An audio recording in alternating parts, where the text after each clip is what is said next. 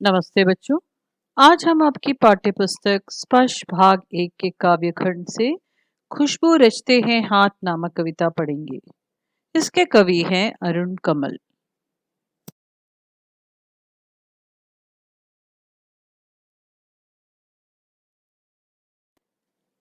आइए देखते हैं कवि परिचय। कवि अरुण कमल जी का जन्म बिहार के रोहतास जिले के नासरीगंज में 15 फरवरी 1954 को हुआ। इन्होंने कविता लेखन के अलावा कई पुस्तकों और रचना का अनुवाद भी किया है।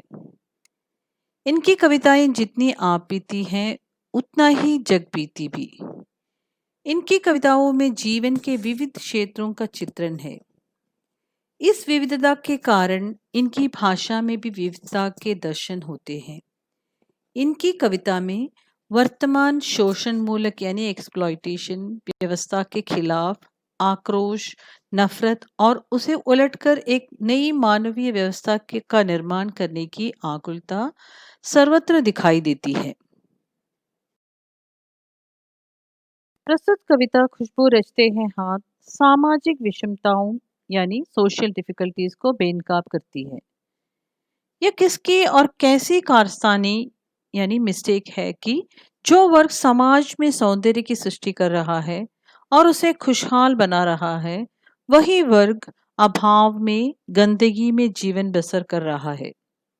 लोगों के जीवन में सुगंध बिखेरने वाले हाथ भयानक स्थितियों में अपना जीवन बिताने को मजबूर हैं। क्या विडंबना है कि खुशबू रचने वाले ये हाथ दूर दराज के यानी रिमोट के सबसे गंदे और बदबूदार इलाकों में जीवन बिता रहे हैं। स्वस्थ समाज के निर्माण में योगदान करने वाले ये लोग इतने उपेक्षित हैं।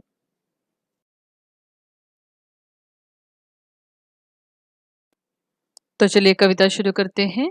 खुशबू रचते हैं हाथ। कई गलियों के बीच, कई नालों के पार, कूड़े करकट के ढेरों के बाद, बदबू से फटते जाते इस टोले के अंदर, खुशबू रचते हैं हाथ, खुशबू रचते हैं हाथ। यहाँ गलियां मतलब छोटी छोटी सड़कें या कच्ची सड़कें यानी लेन्स। नाले का अर्थ है घरों और सड़कों के किनारे गंदे पानी के बहाव के लिए बनाया गया रास्ता। कूड़ा करकट का अर्थ है कचरा। बदबू का मतलब है दुर्गंध। टोला मतलब एक छोटी सी बस्ती। कविता के इन पंक्तियों के द्वारा कवि अरुण कमल जी उन लोगों के बारे में बताना चाहते हैं जो अगरबत्तियां बनाने का काम करते हैं। हम सभी अपने घरों में अगरबत्तियों का उपयोग करते हैं। अगरबत्ती का उपयोग करने से हमारा घर सुगंधित हो जाता है। लेकिन यही सुगंधित अगरबत्तियां बनाने वाले लोग बहुत ही गंदी बस्तियों में रहते हैं। ये जहाँ रहते हैं उनके आसपास बहुत सारा कूड़ा करकट यानी कचरा फैला होता है। कविता में उन्होंने बताया है कि कई गलियों के बीच उनका जो घर है वो बहुत छोटा छोटा होता है, जहां पर लोग कचरे फेंकते हैं। उन कचरे के आसपास उनका घर होता है, जहां से बहुत ही गंदी दुर्गंध आती रहती है, जो हमसे सहन भी नहीं हो सकती। ये लोग वैसी बस्ती में रहते हैं जहां इनके घर के आसपास बहुत सारे गंदे गंदे नाले बहते हैं, जिसमें गंदा पानी बहता है, दुर्गंध आती रहती है। ये लोग अगरबत्तियां बनाने का काम करते हैं और वही अगरबत्तियां हम घर में पर उपयोग करते हैं, अपने घर को सुगंधित बनाते हैं, भगवान की पूजा करते हैं। लेकिन वे ही लोग जिन्होंने ये अगरबत्तियां बनाई हैं, वे लोग हमसे टकरा जाते हैं तो हमें बहुत बुरा लगता है।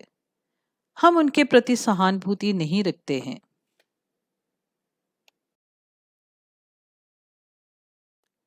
इन पंक्तियों की व्याख्या देखते हैं।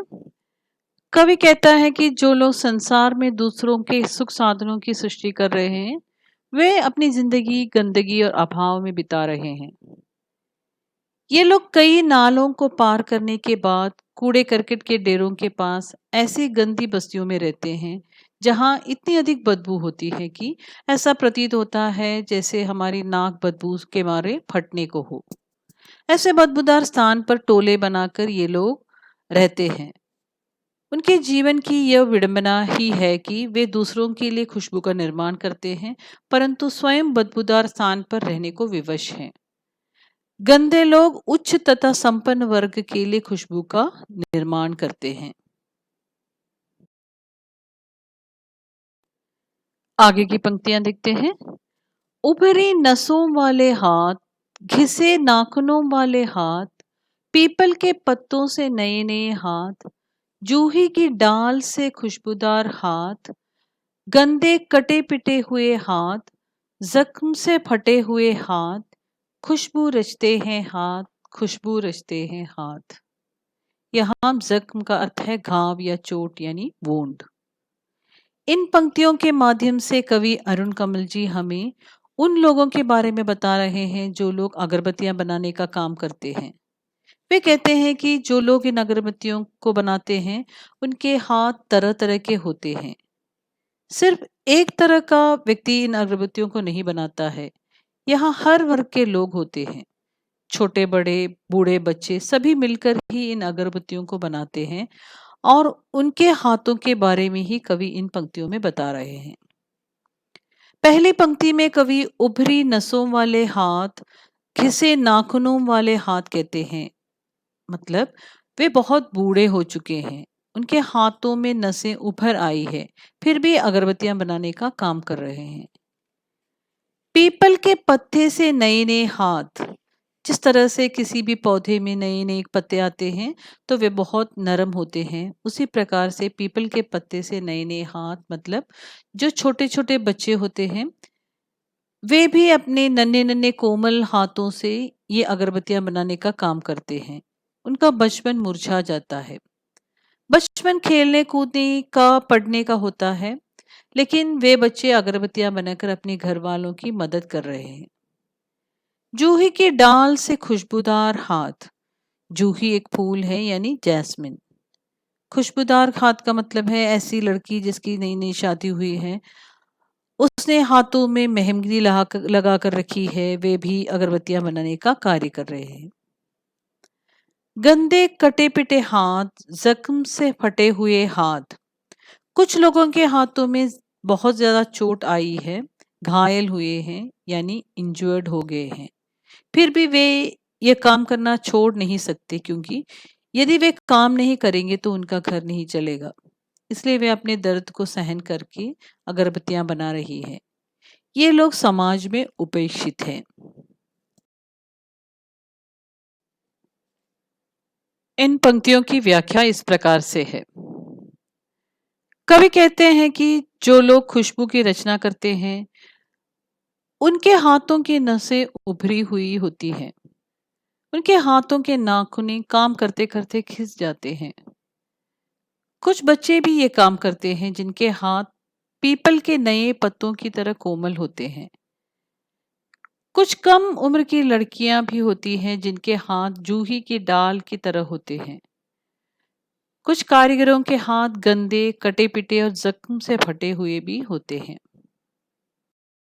कवि यहाँ कहते हैं कि ये सारे लोग मिलजुल कर अगरबत्तियां बनाते हैं और ये अगरबत्तियां हम उपयोग भी करते हैं और अपने घर को सुगंधित कर देते हैं।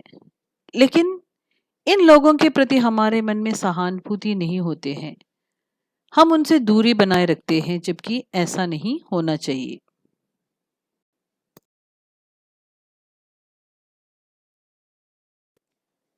आइए देखते हैं अगला भाग।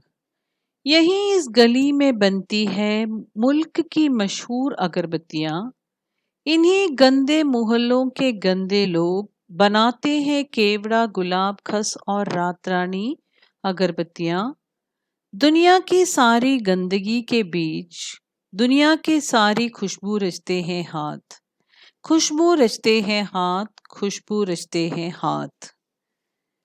यहाँ मुल्क का अर्थ है देश, मशहूर का मतलब है प्रसिद्ध, केवड़ा एक फूल है पांडुनस, खस का मतलब है पॉपी, रात रानी भी एक सुगंधित फूल है।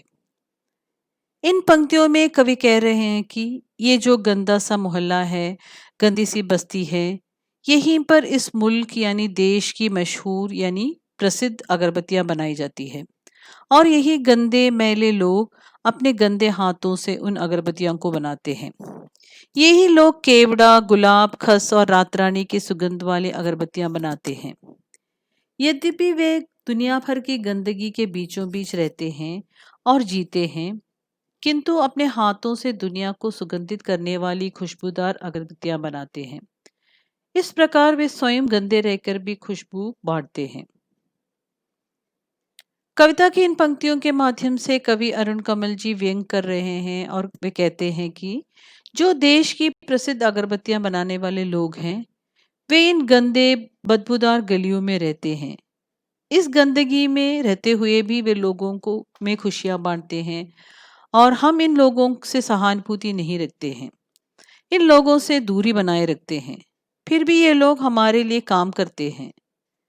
उसी प्रकार हमें भी दूसरे लोगों की जिंदगी में खुशबू बिखेरनी चाहिए, दूसरों के जीवन में खुशियां बांटनी चाहिए।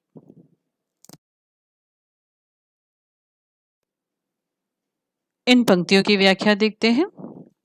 कवि कहते हैं कि बदबूदार गली में ही देश की प्रसिद्ध अगरबत्तियां बनती हैं।